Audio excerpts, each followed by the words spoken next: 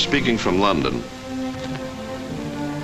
It is late afternoon, and the people of London are preparing for the night. Everyone is anxious to get home before darkness falls, before our nightly visitors arrive. This is the London rush hour. Many of the people at whom you are looking now are members of the greatest civilian army ever to be assembled. These men and women who have worked all day in offices or in markets are now hurrying home to change into the uniform of their particular service. The dusk is deepening.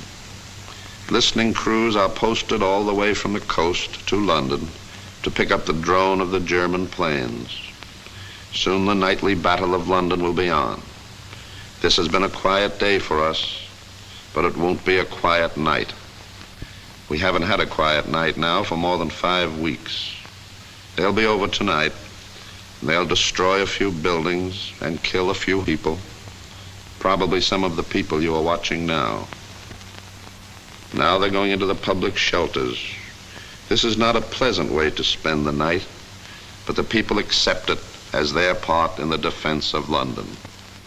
These civilians are good soldiers. Now it's 8 o'clock.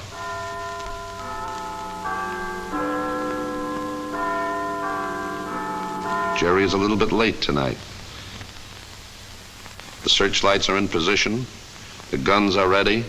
The People's Army of Volunteers is ready. They are the ones who are really fighting this war. The firemen, the air raid wardens, the ambulance drivers. And there's the wail of the banshee.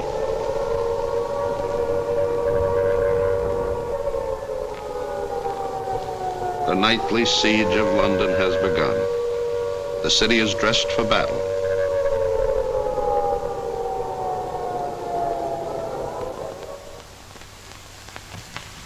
Here they come.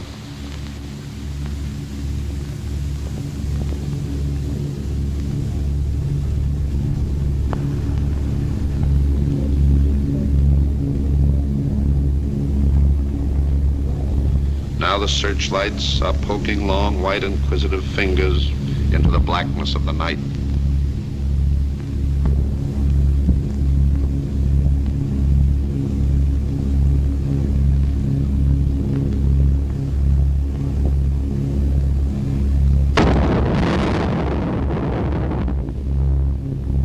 These are not Hollywood sound effects. This is the music they play every night in London, the symphony of war.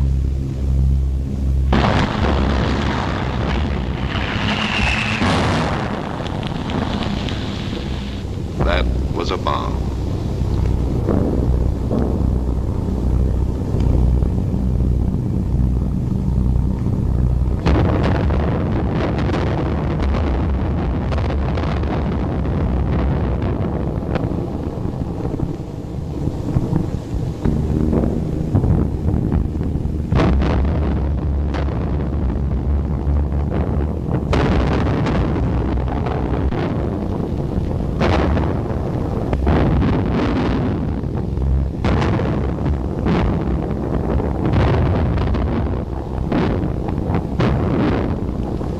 The very young and the very old, with that deep wisdom given only to the very young and the very old, sleep in the shelters.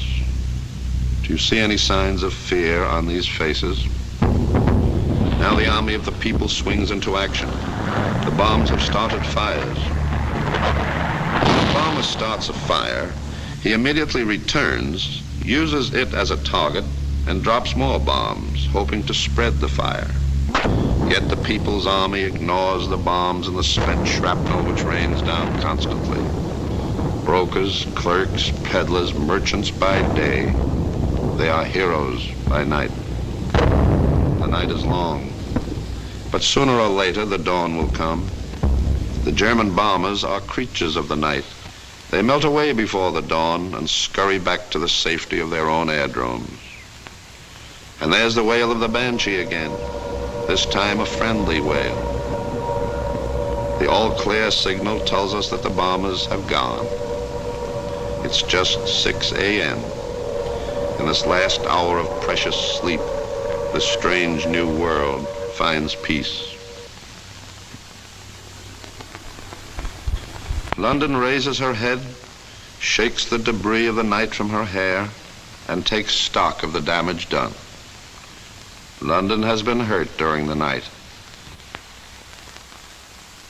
The sign of a great fighter in the ring is, can he get up from the floor after being knocked down? London does this every morning. London doesn't look down upon the ruins of its houses, upon those made homeless during the night, upon the remains of churches, hospitals, workers' flats. London looks upwards toward the dawn and faces the new day with calmness and confidence. The People's Army go to work as they did in that other comfortable world which came to an end when the invader began to attack the last strongholds of freedom. Not all the services run as they did yesterday, but London manages to get to work on time, one way or another. In the center of the city, the shops are open as usual. In fact, many of them are more open than usual. Dr. Paul Joseph Gibbles said recently that the nightly air raids have had a terrific effect upon the morale of the people of London. The good doctor is absolutely right. Today, the morale of the people is higher than ever before. They are fused together, not by fear, but by a surging spirit of courage the like of which the world has never known.